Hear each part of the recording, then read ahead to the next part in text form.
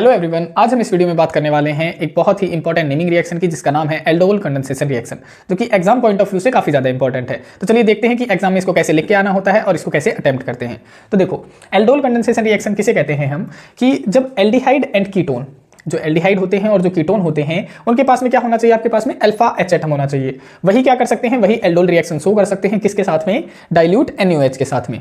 तो अब सबसे पहले तो हमें ये पता होना चाहिए कि अल्फा एच एटम क्या होता है। देखो, अल्फा एच एटम हम किसे कहते हैं, जैसे मैं कह दूं कि आपके पास में कोई कार्बोनिल ग्रुप है और उसके अराउंड अगर कोई कार्बन एटम प्रेजेंट है, तो उस कार्बन एटम को हम क्या कहते हैं, उस कार्बन एटम को कहते हैं हम अल्फा कार्बन एटम। और उसके चारों तरफ जो भी हाइड्रोजन प्रेजेंट होते हैं उन्हें कहा जाता है अल्फा हाइड्रोजन। तो यहाँ पे अल्फा कार्बन प्रेजेंट है तो अल्फा हाइड्रोजन भी प्रेजेंट है। ठीक है, तो ये क्या है, आपका एल्डिहाइड ग्रुप है, क्योंकि मैंने CHO ग्रुप लगा दिया, तो ये आपका एल्डोल रिएक्शन शो कर सकता है। सिमिलरली जैसे मैं कह दूं CH3 C double bond O CH3, तो यहाँ पे देखो कार्बोनिल ग्रुप के अराउंड देखो, यहाँ पे भी एक कार्बन प्रेजेंट है, यानी अल्फा कार्बन प्रेजेंट है, यहाँ पे भी अल्फा कार्बन प्रेजेंट है, तो ये क्या कर सकते हैं, ये एल्डोल रिएक्शन शो कर सकते हैं। सिमिलरली जैसे अगर मैं कह दूं यहाँ पे इस तरीके का कोई स्ट्रक्चर होता है H C double bond O H, तो यहाँ पे देखो कार्बोनिल ग्रुप है लेकिन आजू बाजू कोई भी कार्बन एटम प्रेजेंट नहीं है, तो यहाँ पे कोई भी अल्फा कार्बन नहीं है, और अगर अल्फा कार्बन नहीं है तो अल्फा हाइड्रोजन भी नहीं है, तो ये वाला कंपाउंड आपका एल्डोल कंडेंसेशन रिएक्शन शो नहीं करेगा। सिमिलरली जैसे ये वाला हम कंपाउंड बना लेते हैं, बेंजीन बना लिया हमने, और इसके ऊपर अगर मैं अटैच करवा दूं C double bond OH group, तो देखो यहाँ पे क्या है, देखो इसके आजू बाजू कौन सा कार्बन प्रेजेंट है, ये कार्बन प्रेजेंट है, लेकिन यहाँ पे आप देखोगे ये वाला जो कार्बन है इसके देखो यहाँ पे कोई भी हाइड्रोजन प्रेजेंट नहीं है, क्योंकि देखो पहला कार्बोन इससे बना रखा है, दूसरा इससे, तीसरा इससे और चौथा भी इससे, तो कार्बन से अटैच है। अल्फा कार्बन तो है लेकिन कोई भी अल्फा हाइड्रोजन नहीं है यहाँ पे, तो ये वाला भी आपका एल्डोल रिएक्शन शो नहीं करेगा। तो अब आपको पता चल गया होगा कि कौन से एल्डिहाइड या कौन से ketone aldol condensation reaction show कर सकते हैं। अब हम देखते हैं कि रिएक्शन चलती कैसे है। तो देखो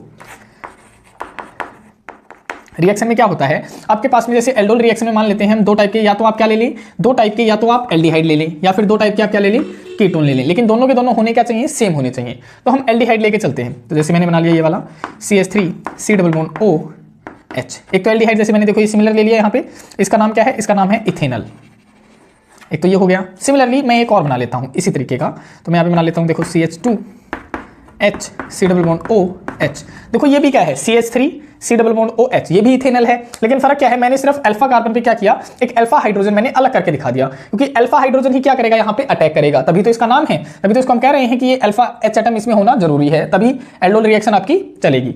तो जैसे ही मैंने इसको अलग करके दिखा दिया, ये भी क्या है आपका इथेनल है, और किसकी प्रेजेंस में रिएक्शन चलेगी, ये चलेगी डाइल्यूट NaOH की प्रेजेंस में भी, और क्या होगा, स्मॉल अमाउंट ऑफ हीट की प्रेजेंस में रिएक्शन चलेगी।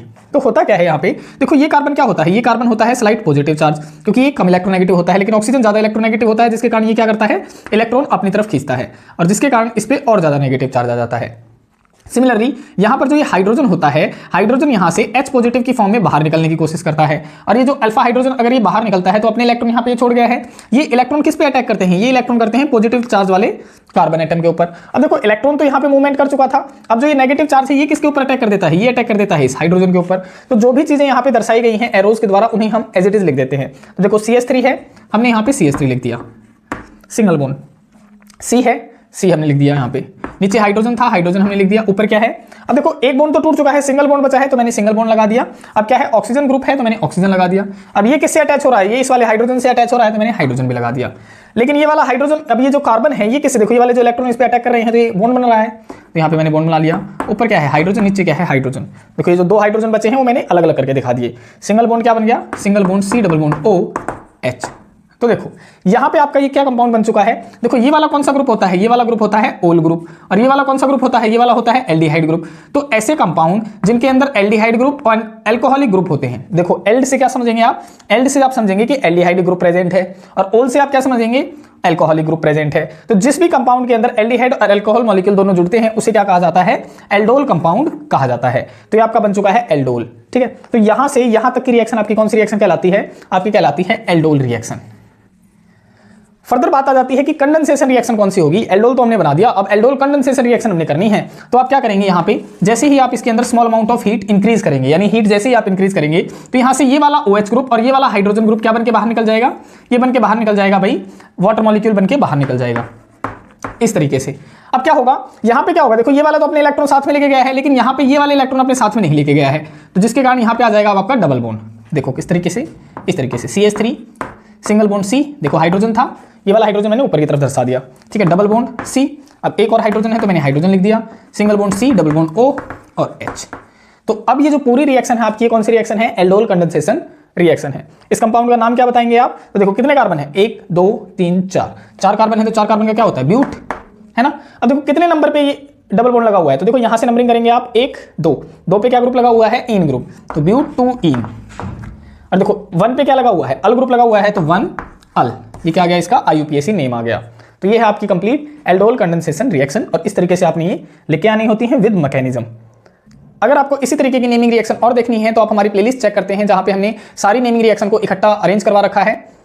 और अगर आपको वीडियोस पसंद आ रही हैं तो वीडियोस को लाइक, शेयर एंड सब्सक्राइब कीजिए। मिलते हैं नेक्स्ट वीडियो में, तब तक के लिए बाय बाय, टेक केयर, धन्यवाद, जय हिंद, जय भारत।